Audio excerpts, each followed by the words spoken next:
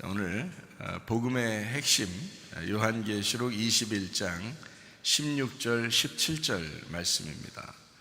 그 성은 네모가 반듯하여 길이와 너비가 같은지라 그 갈대자로 그 성을 측량하니 12,000 스타디온이요 길이와 너비와 높이가 같더라. 그 성곽을 측량하며 144규빗이니 사람의 측량 곧 천사의 측량이라. 요한계시록은 1장이 예수 그리스도의 계시라, 예수께서 열어주시는 그런 책이라는 말이고요. 2장 3장은 일곱 교회 일곱 등잔대에 대한 이야기입니다. 이제 이기는 자는이라고 다 동일하게 나와 있고, 그리고 성령의 교회들에게 하시는 말씀을 귀 있는 자들은 들을지어다 이렇게 동일하게 말씀하고 있습니다. 4장 5장에는 내생물 24장로 하늘 예배에 대한 이야기가 나와 있고요. 6장부터 9장에는 일곱 인 일곱 나팔에 대한 이야기가 있습니다. 11장에는 두 증인 두 감람나무 두 등잔대에 대한 이야기가 나와 있죠. 14장에는 14만 4천 명 순결한 신부 이렇게 되어 있고요. 16장부터 18장에는 일곱 대접 음료 짐승 심판에 대한 이야기가 나와 있습니다. 그리고 19장에는 어린 양의 혼인잔치 8절에 세마포 준비에 대한 이야기가 나와 있죠. 20장에는 영 안에서 첫째 부활에 동참한다, 생명책에 기록된다는 말씀이 있고요. 21장, 22장은 새 예루살렘 생명나무 주님을 기다림, 아멘 이렇게 되어 있습니다. 이 요약의 말씀을 계속해서 여러분이 반복해서 기억을 하고 있으면은 요한계시록이 이제 1장부터 22장까지가 이렇게 되어 있구나라고 보면서 성경을 보면 조금 이제 쉬워지죠. 그냥 막연하게 그냥 이런 요약된 것을 없이 그냥 막 읽다 보면 어렵거든요. 그래서 이런 요약이 성경 요한계시록은 이렇게 요약이 되어 있는 이런 말씀이다 라고 하는 것을 알고 요한계시록을 보면 조금 쉬워져요. 아주 많이 쉬워지는 건 아닌데 조금 쉬워져요.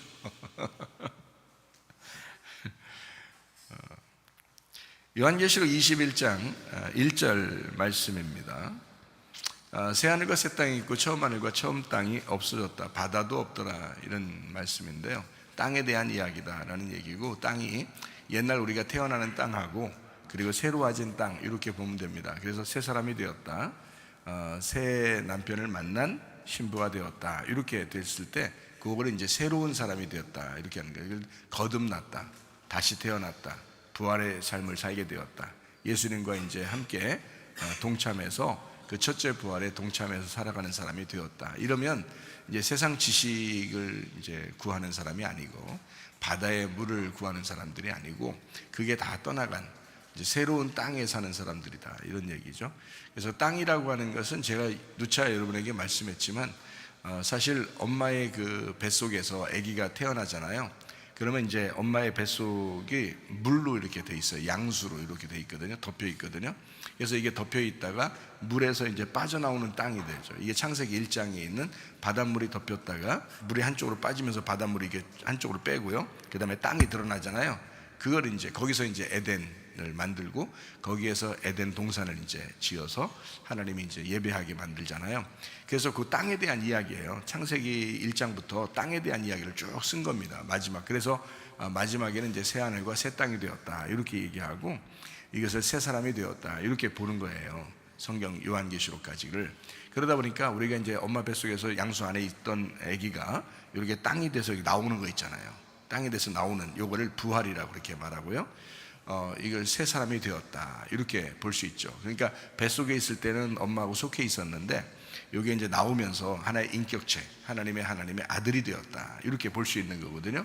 그렇게 이제 이해하면 좋죠. 그래서 여기 요한계시록 21장 1절에도 새 하늘과 새 땅이 되었다, 바다도 더 이상 있지 않더라. 왜냐면 그 물이 다 빠져야 아기가 나오는 거거든요. 물이 빠지면서 아기가 나오는 거예요. 그러니까 이 똑같아요. 원리가 이 사람의 원리하고 똑같아요. 이 땅의 원리가요. 그래서 땅을 성경에서는 사람이라고 이렇게 표현을 하는 겁니다. 그렇게요. 그래서 에덴 동산도 우리가 이제 그 사람, 에덴이 우리 땅이잖아요. 그러니까 땅이니까 에덴 동산이라 그러면 에덴에 있는 우리 영적인 마음을 얘기하는 거죠. 그래서 에덴에 있는 영적인 마음으로 안에서 예배드려야 된다는 얘기고요. 그래서 에덴 동산에서 예배드린다 이렇게 하잖아요. 그래서 우리의 양심이라는 게 있죠. 우리의 마음이라는 게 있죠.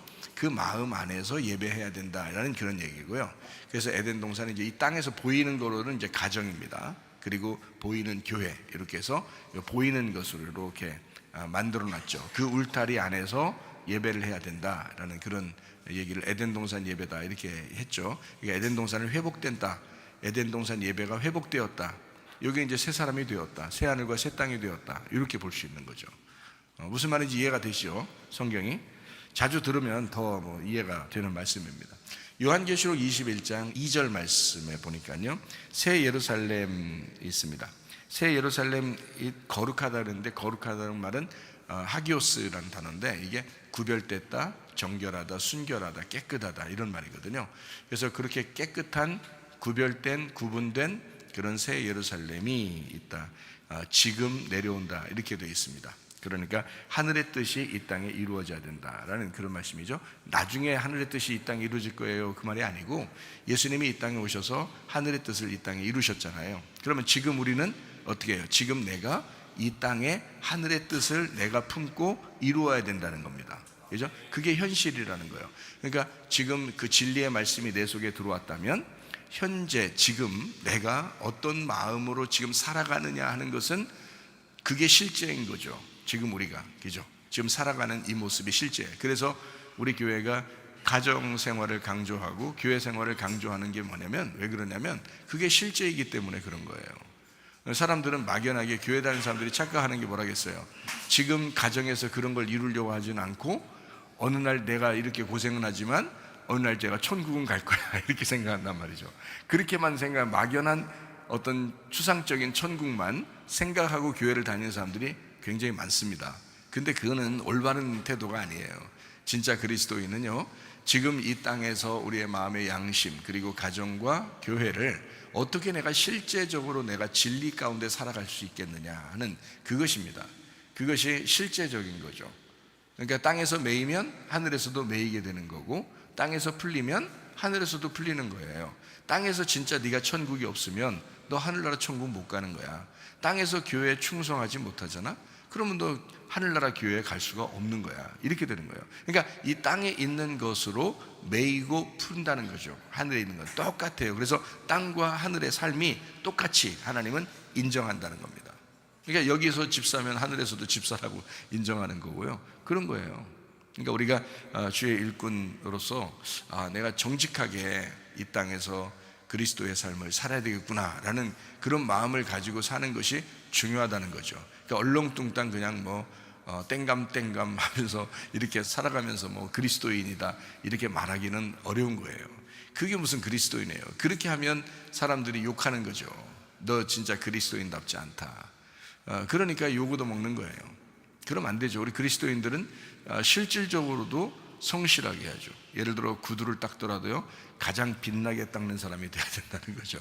빵을 만들더라도 가장 건강하고 가장 멋있는, 그리고 가장 정성이 들어간 그런 빵을 만들 수 있어야 되는 거고요. 식사를 만들더라도 가장 다른 식당보다 가장 진짜 사람들을 생각하는 그런 정성이 들어간 그런 식단을 만들어야 된다는 겁니다. 그게 이제 성실함이죠. 그러니까 그건 그리스도인, 그러니까 이 땅에서 다 대통령 되라는 거 아니잖아요. 이 땅에서 다 국무총리 되라는 거 아니잖아요. 그게 무슨 다 성공이다 그런 말은 아니잖아요. 우리의 처한 그곳에서 내가 어떻게 그리스도를 보여줄 것이냐, 내 속에 있는 빛을 이 세상에 어떻게 나를 통해서 드러나게 할 것이냐라고 하는, 그게 진짜 그리스도의 삶이라는 겁니다. 이렇게 살게 되면요, 변하지 않던 남편도 변할 것이고, 변하지 않던 아내도 변할 것이고, 그죠? 변하지 않던 자녀들도 변할 것이라 이거죠. 내가 그렇게 산다면, 내가 진짜 하나님의 사람으로 그렇게 살아간다면 변하지 않던 세상이 변할 것이다. 만물이 새로워질 것이다 이거죠. 그게 성경 요한계시록 21장의 내용이에요. 자, 요한계시록 21장 3절 말씀입니다. 하나님께서 우리와 늘 함께 하시겠다, 성령으로 함께 하신다, 임마누엘 하신다라는 그런 말씀입니다.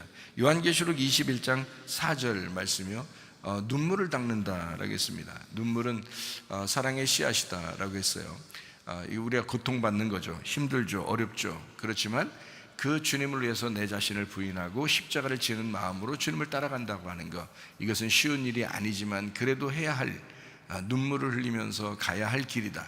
어느 날 이 일이 다 마치게 되면 그 눈물을 씻어줄 것이고 그 눈물은 다 보석으로 바뀔 것이다 라고 하는 그런 의미의 말씀입니다. 요한계시록 21장 5절 말씀에 만물이 새로워진다. 언제 새로워진다는 거예요? 지금이요. 그러니까 나중에가 아니고요, 예수님을 믿는 지금이에요. 지금 여러분의 만물이 어디에 있어요? 여러분 주변에 다 이게 만물이에요. 여러분 주변에는 모든 게 만물인데, 그것이 내가 진짜 그리스도인이 되면요, 이 만물이 새로워집니다. 그게 정상인 거예요. 근데 언제요? 지금이라고 그랬죠. 지금 새로워진다라는 그런 의미입니다. 요한계시록 21장 6절 말씀이요, 다 이루었다 했어요. 알파 오메가 되고 시작과 끝이 되고요, 처음과 마지막이 되신 우리 예수님. 성경은 이미 완성되고 성경을 썼다. 그러니까 삼일길이나 또는 두 가지의 그 나무나 모든 것들은 다 사실은 이 완성된 상태에서 우리 보고 요약해서 보라고 하는 그런 내용들이거든요. 그래서 이 말씀이 어떻게 보면 어렵지만 어떻게 보면 쉬운 거예요. 왜냐하면 완성된 책을 우리가 보고 있으니까 그런 겁니다. 예전에는 완성된 책을 보지 못했죠. 율법만 있을 때는 신약을 몰랐을 것이고요. 그래서 신약이 이제 완성됐어도 글로 이제 다 이렇게 완성이 되지 않았을 때는 구전으로 내려오는, 또는 이제 하나의 그 서신서 한쪽만 보는 그런 성경을 알고 있었겠죠. 그렇지만 지금은 구약 신약이 다 완성됐어요. 성경이 뭐 핑계 댈 수 없습니다. 그래서 저는 여러분에게 꼭 이런 부탁을 하고 싶어요. 성경책 좀 읽어라. 성경을 좀 읽어라. 어떤 사람은 지금 한 5개월 정도, 약 6개월 정도죠. 6개월 정도 좀 기간 동안에 성경을 12번 정도 읽겠다고 결심한 사람이 있습니다. 저한테 얘기했는데요. 그럼 6개월 정도에 12번 성경을 창세기부터 요한계시록까지 읽는다면, 그러면 한 달에 2번을 읽는다는 얘기입니다. 그죠? 6월 달부터 12월까지, 또는 1월 달부터 6월 달까지 6개월 정도를 이렇게 나눠서 읽는다면, 그러면 이제 한 달에 2번씩 성경을 읽겠다는 거예요. 제가 이제 왜 그 말을 했냐면, 제가 성경을 좀 많이 읽었으면 좋겠다 사람들이 이랬거든요. 성경을 왜 많이 읽었으면 좋겠냐면, 목사님이 아무리 얘기해도 이해를 못하고, 목사님이 아무리 얘기해도 순종하려고 하질 않더라. 근데 성경을 읽으면 자기 스스로 이 말씀에 대해서 깨닫는 바가 있고, 그리고 목사님 설교가 생각이 나면서 이 말씀이 속에 있을 때는 변하지 않는다. 이게 이상하게 말씀이 그를 붙들어 준다는 거죠. 그래서 말씀을 좀 읽었으면 좋겠다. 그리고 목사님 말씀을 좀 듣고 이해하려면 성경을 12번 정도는 읽어야 성경을 좀, 그래야 이해를 할 건데 라고, 정말 그래서 안타깝다. 성경을 많이 읽었으면 좋겠는데 사람들이 그냥 목사님 설교만 계속 하니까 사람들이 이제 말씀을 스스로 이해하는 것은 참 부족한 것 같다라고 얘기했더니, 그렇지 않아도 그 결심했다 하더라고요. 한 달에 2번 정도를 성경을 읽겠다고. 지금 그래서 2번 정도를 하니까 한 달에 하루에 한 뭐 몇십 장을 읽는다는 어떤 계산이 나왔다 하더라고요. 그래서 그렇게 지금 시작하고 있다고 합니다. 사실 12번 성경을 딱 이렇게 이어서, 그러니까 뭐 옛날에 읽었는데 1년에 한 번 읽었는데 그게 12년 동안 한 번씩 읽어서 12년 동안 12번 읽었어요 라는 건 소용없어요. 왜냐하면 다 잊어버렸기 때문에. 앞에 읽다가 뒤에 가면 잊어버리거든요, 앞에 게. 그러니까 소용없고요, 그냥 단숨에 12번이 딱 읽어져야 됩니다. 그러면 이제 머릿속에 창세기부터 요한계시록까지 일단 요약이 어느 정도 돼요. 이게 무슨 내용이 있구나 라는 게 요약이 되면, 이제 그때 최삼일 목사 설교를 딱 들으면 이게 이제 앞에 뒤에 종횡무진 왔다 갔다 하면서 이게 엮어집니다, 성경이요. 그러면 이제 이게 요약이 되거든요. 그래서 이런 말씀들이었구나 라는 것을 이제 깨닫게 되거든요. 그러니까 그걸 꼭 좀 했으면 좋겠다라고 저는 생각을 하는데, 자유입니다. 뭐 아무리 성경 읽으라고 해도 뭐 읽는 건 자유죠. 뭐 자기가 제가 어떻게 뭐 글씨를 갖다 파서 뭐 입에다 넣어줄 수도 없는 거고 귀에다 넣어줄 수도 없는 거잖아요, 그죠? 그러니까 자기가 읽는 거지만 오늘 이 말씀을 들은 사람들은 좀 결심 한번 해보시기 바랍니다. 꼭 뭐 한 달에 2번 안 읽더라도 한 달에 한 번씩만 읽어도요, 1년이면 12번입니다. 1년이면요 6개월 동안 12번 읽으면 좋고요. 그러면 정말 좋겠어요. 막 진짜 제가 막 바라는 바입니다. 이 연사 정말 바라는 바입니다. 그런데 이제 한 달에 한 번 읽어도 괜찮으니까 한 달에 한 번씩 이렇게 읽어서 12번 1년 정도를 이렇게 계산해 놓으면 12번 읽어보세요. 여러분, 달라집니다. 진짜 달라져요. 정말 달라져요. 이건 보장합니다. 목사님, 진짜일까요? 진짜 달라질까요? 해보세요. 하고 나서 얘기해보세요. 그리고서 말씀을 들어보세요. 달라져요. 분명히. 그런데 안 달라지면 진짜 그때는 당신이나 나나 뭔가 문제가 있는 거야. 그런데 12번 읽었는데 말씀이 들려왔어. 그리고 그 말씀이 자기를 인도하기 시작했어요. 그건 당연한 겁니다. 그건 당연해요. 그러니까 꼭 한번 해보시기 바랍니다. 12번을 꼭 한번 읽고 그 다음에 말씀을 들으면 훨씬 효과적이고 좋습니다. 그러니까요, 이미 이루어진 완성된 성경이기 때문에 그렇다라는 말이고요. 요한계시록 21장 7절 말씀입니다. 이기는 자가 나오는데요, 이 이기는 자라고 하는 건요, 상속을 받는다, 화평하게 한다는 얘기거든요. 화평하게 하는 자가 상속받는 거고 하나님의 아들이 되는 거거든요. 화평케 하는 자, 그러니까 평화를 만든다는 거죠. 평화라고 하는 건 연합입니다. 연합하고 하나 되고 완성시키는 거를 얘기하는데, 그걸 예수님이 하셨어요. 그래서 그 예수님이 우리 속에 들어오면 우리를 통해서 그렇게 만들어낸다는 거죠.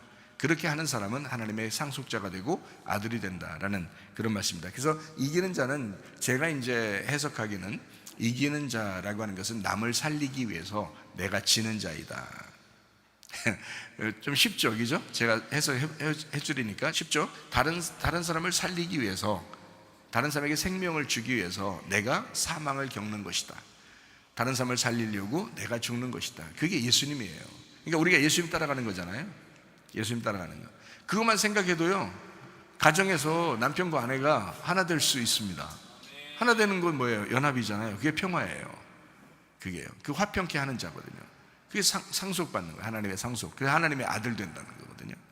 그래서 이기는 자 되는 사람, 끝까지 이기는 사람, 인내하는 사람, 뭐 이런 거죠.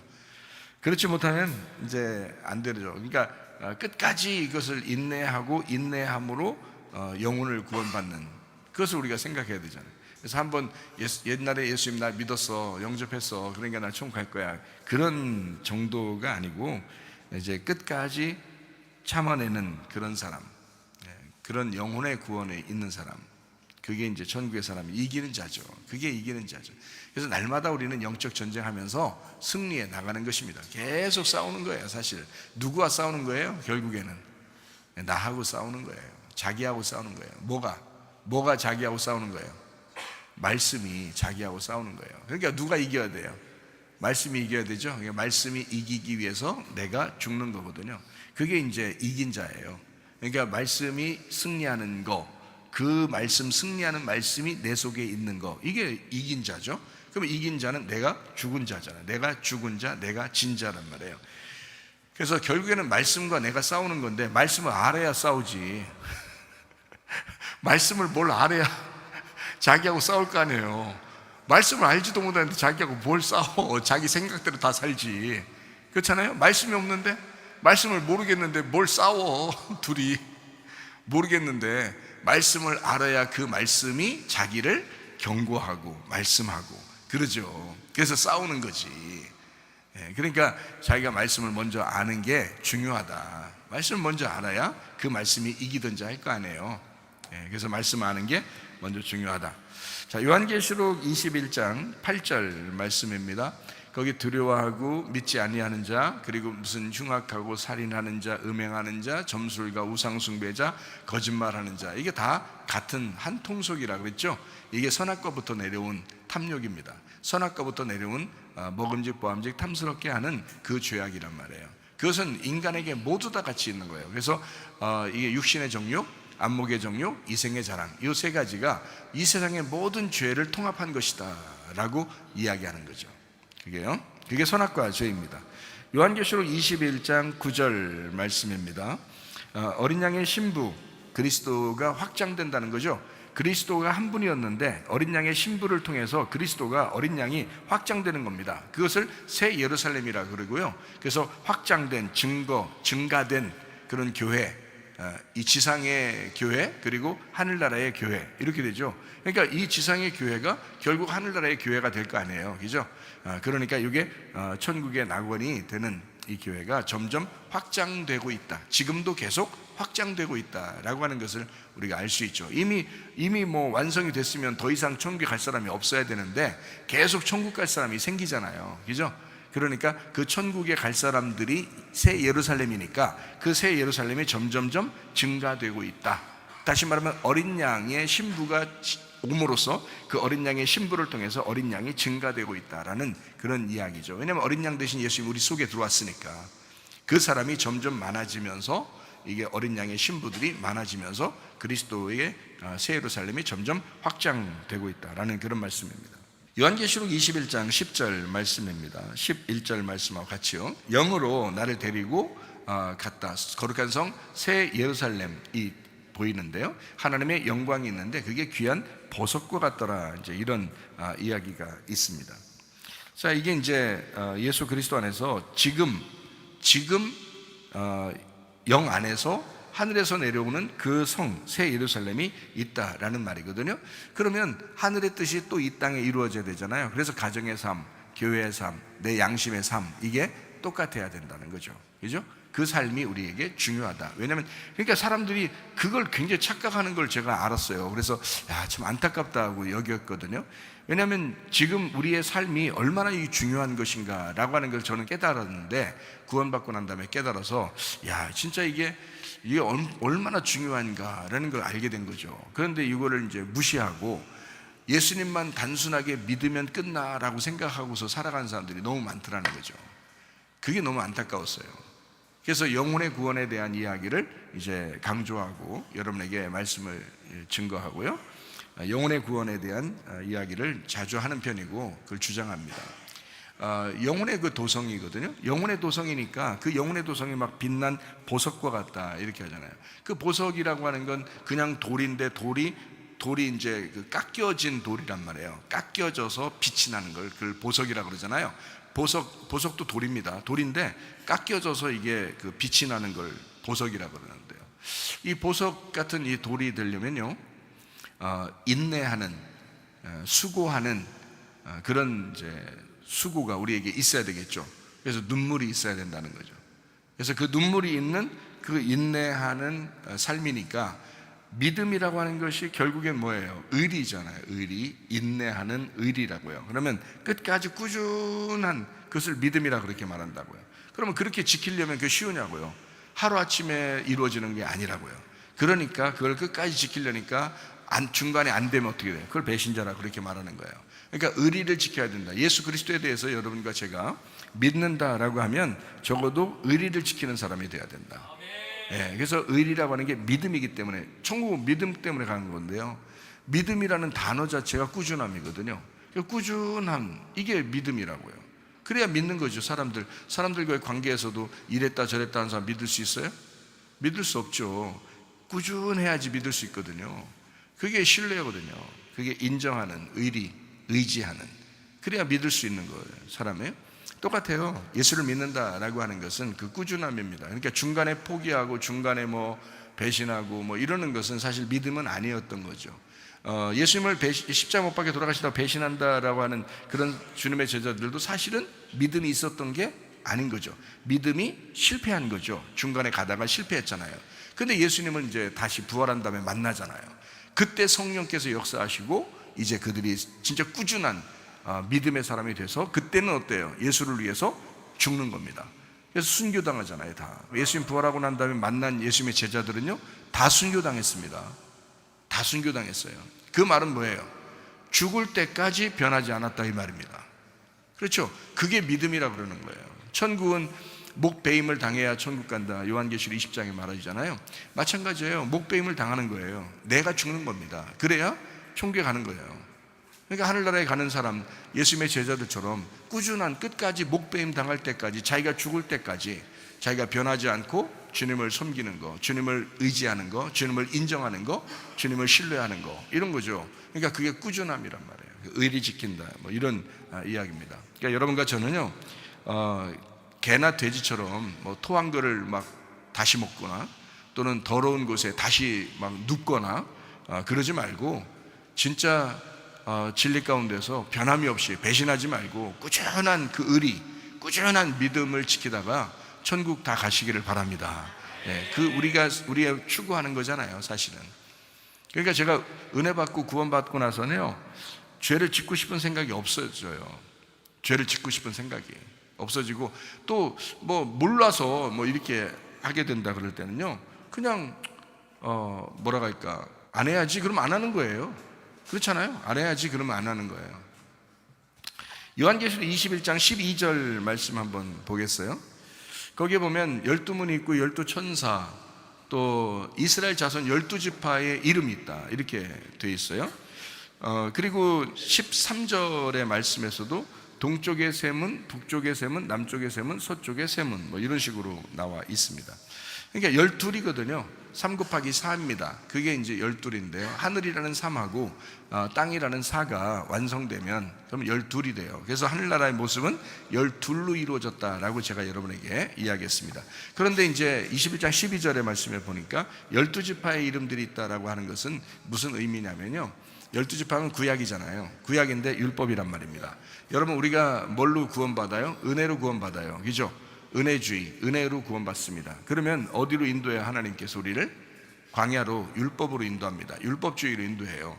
그러니까 은혜를 받았으면 여기에 방종하지 않도록 율법주의로 인도한단 말이에요. 그럼 율법주의로 인도하면 거기서 뭐 그냥 율법에 치여서 죽으라는 거예요?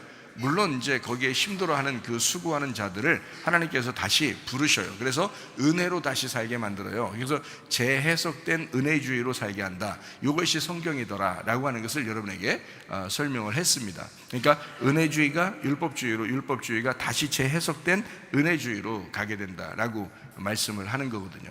제가 로마서 6장의 말씀을 여러분에게 이제 쭉 읽으면서 설명해 주면 좋겠는데, 로마서 6장의 말씀에 보면요, 죄에 거하겠느냐? 그럴 수 없다라고 말씀합니다. 너희가 죄에 거하겠느냐? 그럴 수 없다. 하나님이 막으신다는 거예요. 하나님께서 그것을 이렇게 거부하신다. 하나님이 그것을 하지 못하도록 하신다라는 거거든요.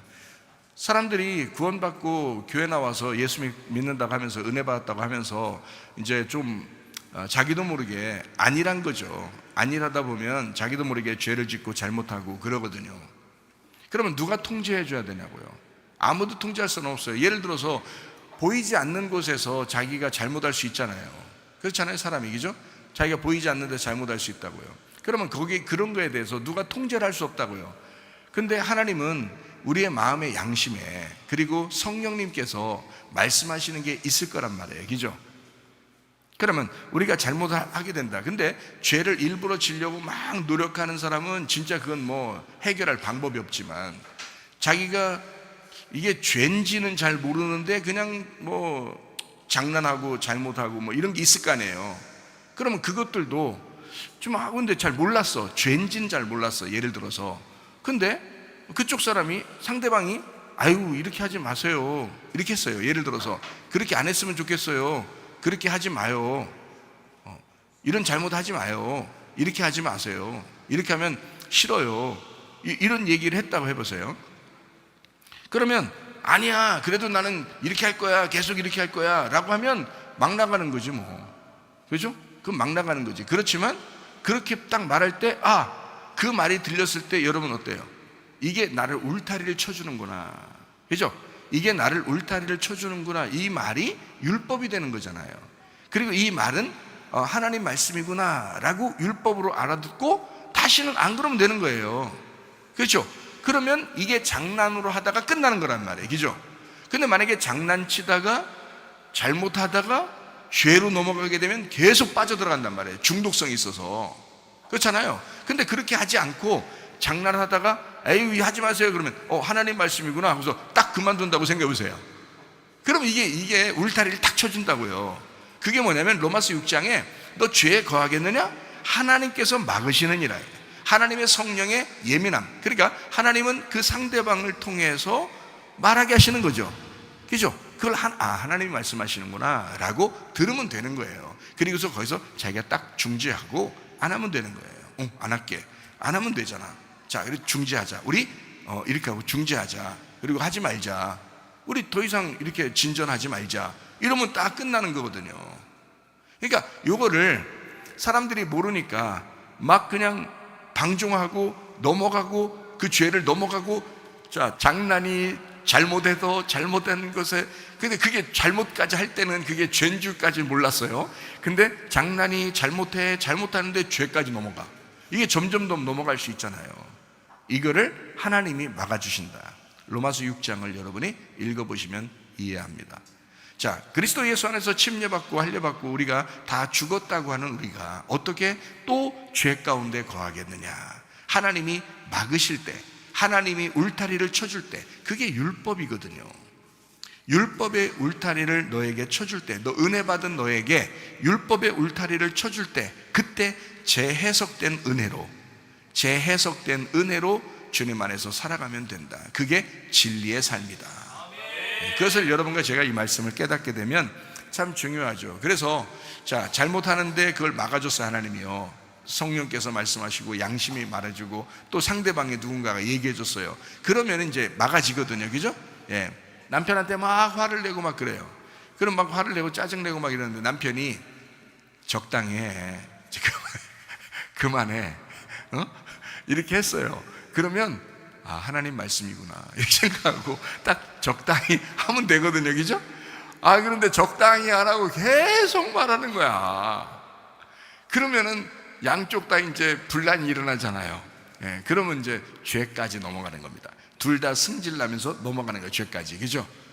적당히 딱 하면 되는 거예요. 그래서 하나님이 말씀하시는구나 나에게. 그러면서 중지하면 되잖아요.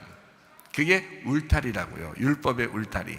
그걸 통해서 은혜를 은혜되게 만드는 거예요. 하나님이. 그래서 율법은 죄를 깨닫게 만드는 거고, 그 울타리 안에서 은혜를 은혜로 깨닫게 만들어 주는 것이 재해석된 은혜라고요.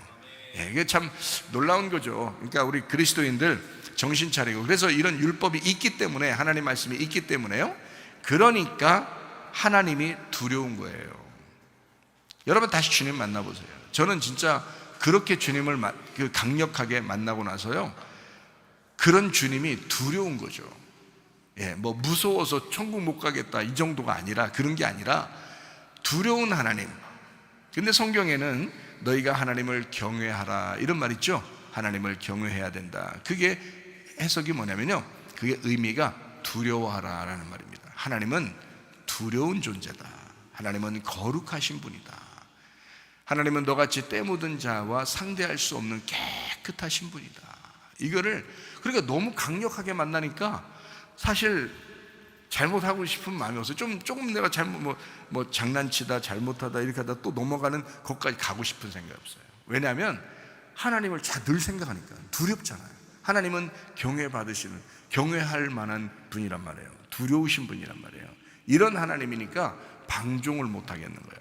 이런 울타리를 딱 쳐주니까, 말씀의 울타리를 쳐주니까 방종을 못 하겠는 거예요. 그래서 하나님을 두려워하라, 하나님을 경외하게 된다. 그게 예배예요.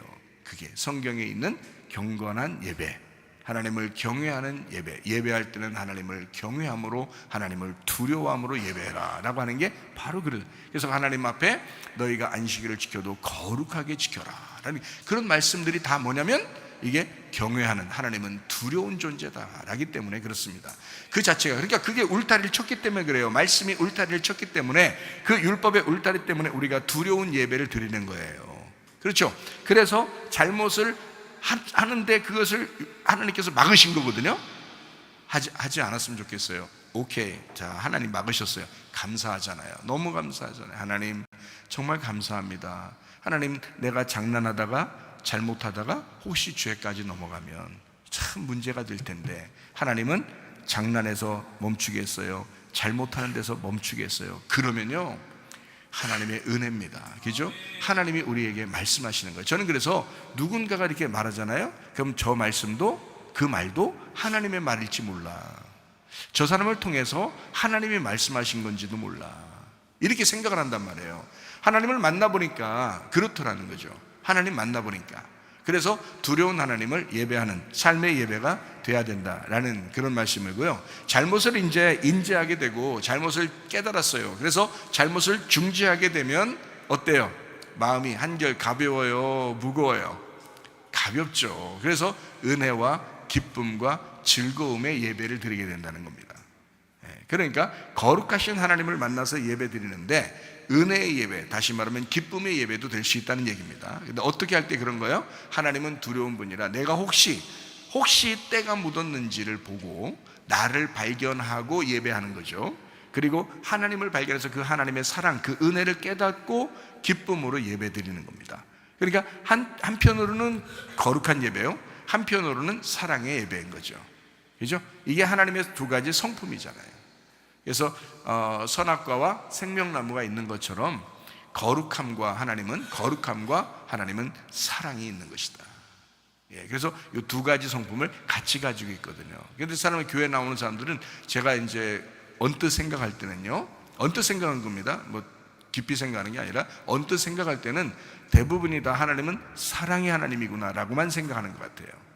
그러니까 사람들이 마음대로 살죠. 자기들이. 그죠?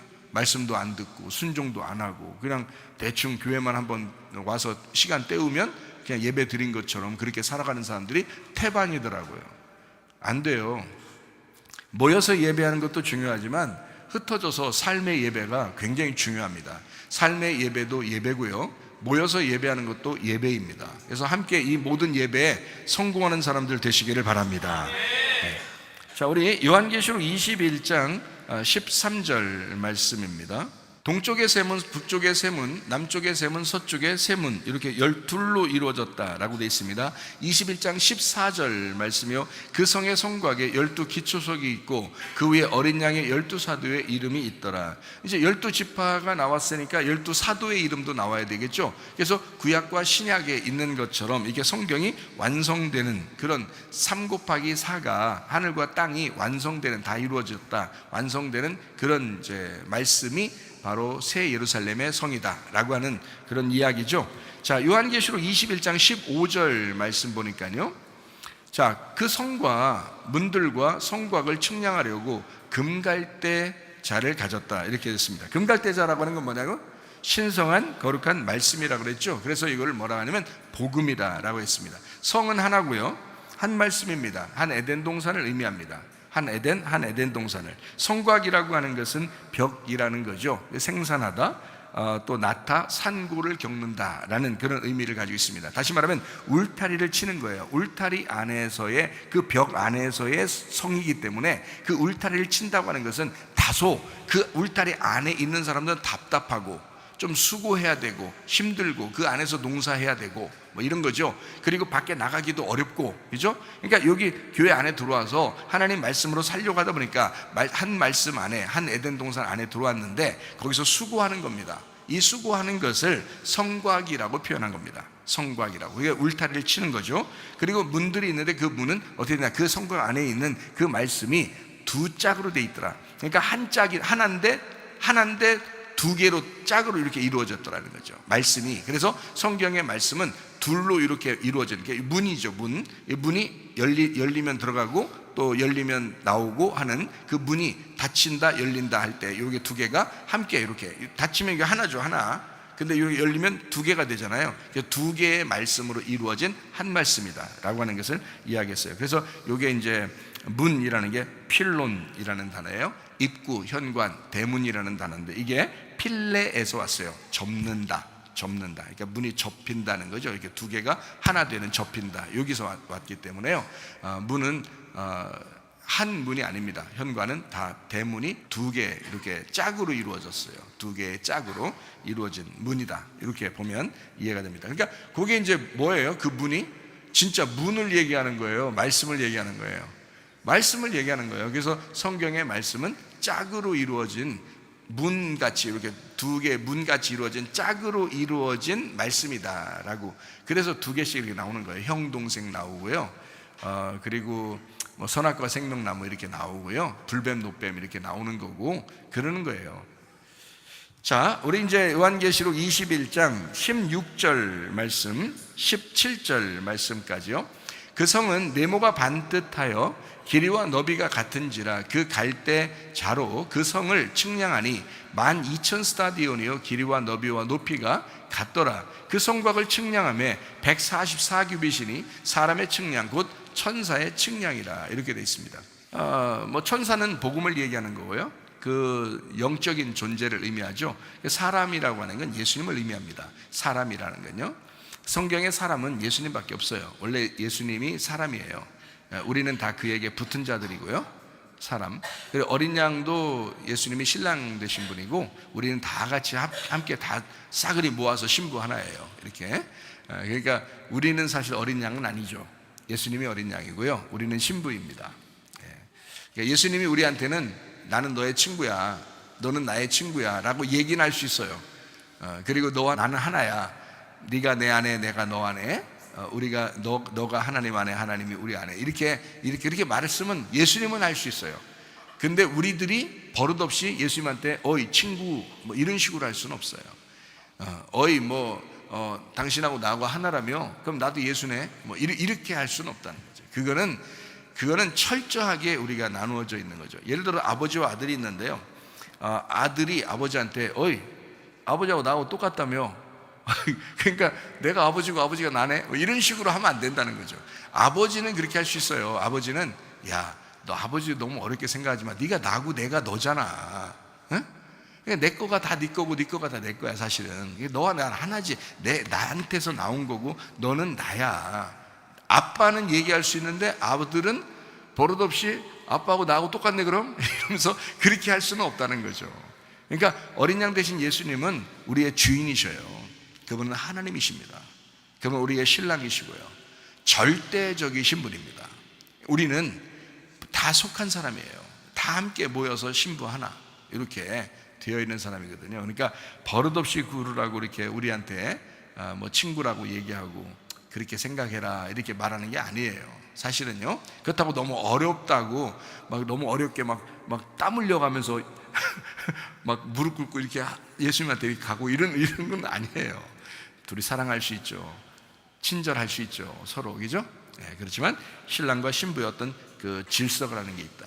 그죠? 이 땅에서도 마찬가지예요. 남편과 아내가 그냥 남편이 그냥 여자들 많이 잘 해주고 그러니까 그러는 거지. 여자들이 상당히 버릇없는 사람들이 꽤 있는데 남자는 남자예요. 남편은 남편이고 가장은 가장이에요. 남편과 아내가 있을 때 누굴 가장이라고 그래요? 예, 남자를 가장이라고 그래요. 왜 그런지 알아요? 여자가 아무리 그냥 머리 꼭대기처럼 올라와 있는 것 같아도 남자가 다 그 위에 품고 앉아 있는 거예요. 남자들은 그게 기본적으로 하나님이 주신 마음들이에요. 남자. 예, 그러니까 여자들은 너무 까불 만드는 질서라는 게 있다. 부모와 자녀도 질서라는 게 있고 남편과 아내도 질서라는 게 있다. 이게 뭘 나타내 주기 위해서 그런 거예요? 성경을 나타내 주기 위해서 그런 거예요. 성경을. 그러니까 여러분 남편을 감동시켜서 남편을 교회 나오게 하려면 어떻게 하면 좋겠어요? 남편을 존경하면 됩니다. 남편을 아주 말 하나를 하더라도 참 존경하면서 말하면 돼요. 우리 교회로 말하면 최집사처럼 말하면 돼요. 참 존경스러운 마음으로 다 이렇게 말해주고 그러면 다 감동받을 거예요, 남편들이. 감사해요. 하여튼 그렇게 질서라는 것을 잘 지키면서 하면요, 다 좋아하게 돼 있습니다. 그렇겠죠? 예. 마찬가지예요. 사람의 측량, 천사의 측량이라고 했는데 이게 숫자가 나와 있어요. 여기에 16절, 17절 말씀에 16절에 보니까 뭐라 되면 12,000 스타디온이다 이렇게 되어 있습니다. 스타디온이라고 하는 이 단어가 히스테미에서 나왔어요. 히스테미라고 하는 단어가요, 부활한다는 단어입니다. 선다는 단어예요. 이게 서 있다, 선다, 일어난다, 부활한다 이런 의미가 히스테미입니다. 히스테미. 그러니까 거기에서 나온 단어가 스타디온이라는 단어예요. 그러니까 12,000 스타디오니오라고 되어 있어요. 길이와 너비와 높이가 같은 도성이라는 거죠. 그러니까 높이하고 길이하고 넓이하고 다 같아요. 예. 그렇게 있는 게 12,000 스타디온, 그렇게 히스템이 서 있다, 부활하였다라는 그런 말이거든요. 그러니까 이것도 새로운 땅이죠, 그죠? 새 사람이 되었다, 새 부활한 자다, 이 말이잖아요, 그죠? 그런 의미예요. 그러니까 어떤 이런 숫자가 나왔다고 어려워하지도 말고, 또 이렇게 이게 뭐 추상적인 단어니까 이런 걸 가지고 어떻게, 그런 의미가 아니니까 잘 한번 실질적으로 한번 생각해 보면 바로 실질적으로 우리에게 예수님을 소개해 주려고 우리에게 보여주는 모양인 거예요. 그렇죠? 말씀을 보여주려고 보여주는 모양이다. 자, 이러면 12,000 스타디온이, 그러면 12,000은 어떻게 이루어졌나요? 12 곱하기 1000이죠. 12가 완성이라고 했잖아요. 그 앞에 지금 21장에 그 앞에 숫자들은 다 12로 돼 있죠. 12 곱하기 1000 하면은요, 1000이라고 하는 것은 완성을 의미합니다. 완전한 것을 의미합니다. 1000은 하나를 의미하는 거예요. 일이 1000이고 1000이 하나예요. 그래서 하루가 1000년 같고 1000년이 하루 같다는 게 같은 말이에요, 그게. 그래서 1000년은 하루예요. 하루가 1000년이고요. 그러니까 하나예요. 하나님은 천년왕국이고요, 천년왕국은 하나님이다, 이렇게 되는 거예요. 하나님 나라. 그러니까 요게 천이라고 하는 건요, 하나를 의미하는 거고 완전한 것을 의미합니다. 천이라고 하는 거예요. 자, 그러니까 12 곱하기 1000 그러면 12,000 스타디온이에요. 그러니까 완성이 돼서 완전한 하나님의 나라가 이루어진, 완성된 것, 부활한 것, 이것을 12,000 스타디온이다, 이렇게 이야기하고요. 그러니까 높이와 넓이와 길이가 똑같죠. 어디를 봐도 하나님의 말씀이 다 똑같이 완성된 그 상태로 이루어져 있다, 이 말입니다. 부활하시니까 예수님이. 자, 14만 4천 명은 어떻게 이루어졌나요? 14만 4천 명은 12 곱하기 1000입니다. 14만 4천 명이. 그러니까 성경의 요한계시록의 숫자는 다 사실은 어떤 12에 연결되어 있단 말이에요. 천국이라는 나라는, 자, 새 예루살렘이라는 나라는 12로 연결되어 있는 나라다. 그러니까 12 곱하기 1000. 1000은 지금 하나라고 했죠. 1000은 완성이라고 그랬죠. 완전하다, 하나다, 이렇게 되어 있죠. 그럼 12 곱하기 12면 어때요? 구약의 12지파, 신약의 12사도. 그러면 12 곱하기 12가 되죠. 그러면 구약과 신약이 완성된 완전한 완성, 그걸 12 곱하기 12 곱하기 1000, 그러면 14만 4천 명이 되는 거예요. 그러면 잘 봐요. 21장 17절 말씀 볼까요? 21장 17절 말씀에 여기 보니까 성곽을 측량하며, 성곽이 어떻게 됐다고요? 이게 그 에덴 동산처럼 이렇게 울타리를 친 그 성을 얘기하잖아요. 그 성곽을 측량했더니 144규빗이래요. 144. 그게 사람의 측량, 천사의 측량이래요. 144니까 뭐 어떻게 이루어진 거예요? 144니까 12 곱하기 12예요. 그게 144란 말이에요. 그러니까 하늘나라는 다 12로 이루어졌다라고 하는 말이 맞는 얘기죠. 12. 그러니까 완성된 12란 말이에요. 그럼 144는 어떻게 나온 건가요? 갑자기 144는 144는요 어떻게 하면 나오는 거냐면요, 14만 4천에서 1000을 빼면 144가 나오는 거예요. 그죠? 1000을 곱하면요, 12 곱하기 12에서 1000을 곱하면 14만 4천이 나오는 거고, 14만 4천에서 1000을 빼버리면 12 곱하기 12, 144가 나오는 거예요. 그러니까 이게 무슨 말이냐, 144, 1000이 완성되면 12 곱하기 12에서 1000이 완성되면, 그러면 14만 4천에서 1000이 이제 빠지는 거잖아요. 완성이 됐으니까 빠지는 거잖아요. 그러면 12 곱하기 12 곱하기 1000에서 1000을 완성시키면 12 곱하기 12만 남아서, 요거를 뭐라 하냐, 성경의 핵심, 구약과 신약이라는 핵심, 복음의 핵심이 나오는 거다. 그래서 144가 나오는 거란 말이에요. 그러니까 이 성곽 측량하니까 144규빗이더라. 규빗이라는 말이요, 말씀입니다. 규빗이라는 말, 이게 히브리 말에서 나온 건데요, 히브리 말에서는 암마라고 그래요. 암마. 어깨 안마한다는 안마가 아닙니다. 이게 암마, 이게 암마, 암마. 이게 암마거든요. 암마. 이 암마라는 게, 암마하고 비슷한 단어가 있는데 뭘까요? 암마, 맘마, 맘마미야, 암마. 안마하고 좀 비슷한 말이 어떤 걸까요? 애기 보고 시켜보세요. 안마 해봐. 안마 해봐. 그럼 애기가 뭘로 들을까요? 엄마라고 듣겠죠? 안마라는 단어가 엄마라는 단어예요. 히브리 말로 안마라는 단어가요, 엄마라는 단어예요. 그러니까 참 희한하죠? 그러니까 이 어머니 같은 그 말씀을 규빗이라고 그러는 겁니다. 어머니 같은 그 말씀. 그러니까 교회에서 흘러나오는 그 말씀을 규빗이라고 하는 거예요. 그러니까 144 규빗이니까 복음의 핵심을 가진 말씀을 얘기하는 거라는 거죠. 그 말씀이 여러분에게도 들려지는 것입니다.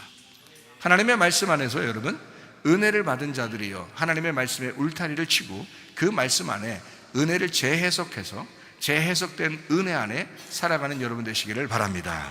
우리 한번 기도하겠습니다. 하나님 앞에 기도할 때, 하나님 아버지, 우리가 은혜로 살게 하옵소서, 주의 말씀으로 살게 하옵소서 기도하겠습니다. 우리 하나님 아버지 인도하시고 사랑하심을 감사합니다. 주의 뜻대로 살다가 주님 만나게 도와 주시옵소서. 비염은 떠나갈지어다, 아토피 떠나갈지어다, 위장병 떠나갈지어다, 어지럼증 사라질지어다, 두통은 사라질지어다, 류마티스 관절 떠나갈지어다, 어깨 통증 사라질지어다, 허리 디스크, 목 디스크 떠나갈지어다, 심장병 온전해질지어다, 각종 종양 암덩어리 떠나갈지어다, 감기 몸살 온전해질지어다, 협착증 사라질지어다, 건선피부 온전해질지어다, 이명은 사라질지어다, 자가면역질환 온전해질지어다, 식도염 사라질지어다, 유력의석 떠나갈지어다, 전립선 온전해질지어다, 우울증, 불면증 환자의 두루뭉한 초조 다 떠나갈지어다, 음란, 거짓, 도질, 미움, 욕심은 다 떠나갈지어다.